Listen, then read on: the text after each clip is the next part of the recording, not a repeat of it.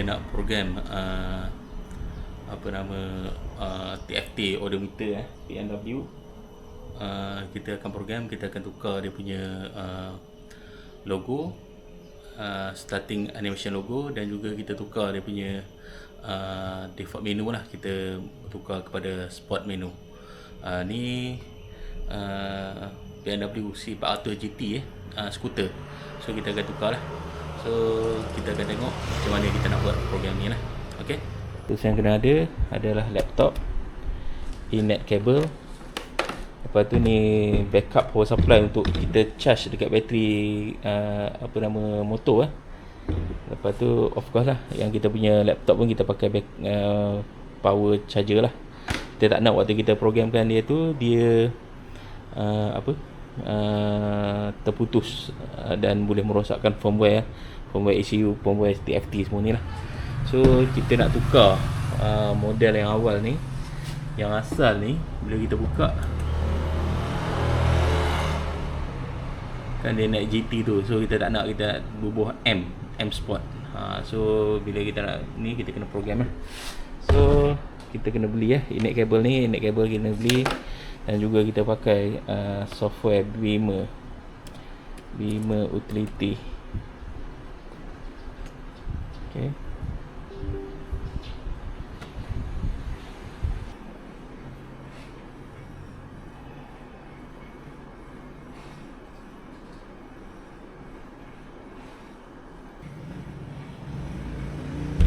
So bila kita dah buka, kita boleh tekan dekat sini, kita tekan connect kat sini.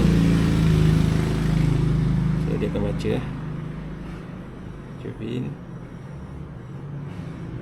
Okay, so dia dah keluar. Yang mula-mula bila kita nak ubah ke apa nama startup tu, kita pergi dekat XCOM B3 ni. Okay, dekat sini kita search animation.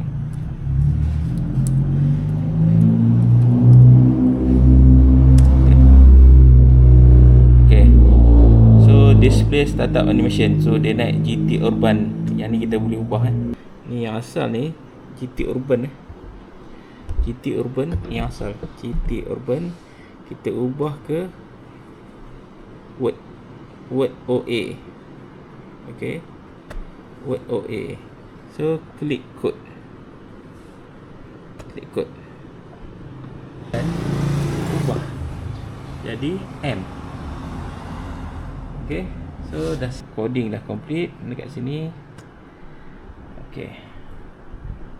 Okay, sekarang ni kita nak tukar dekat menu dia Dekat menu dia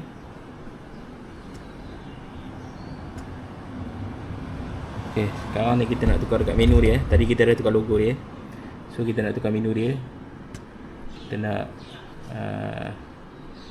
menu yang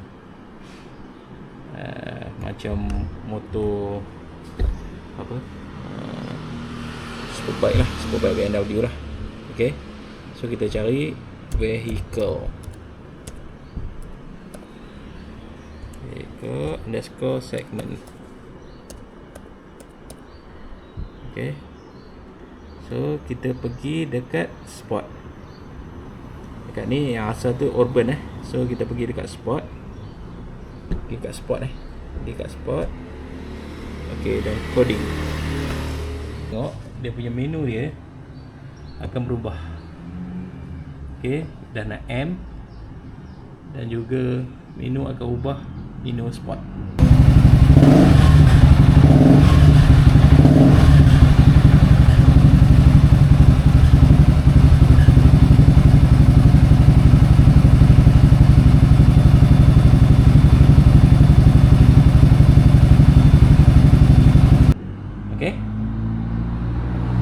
Cantik.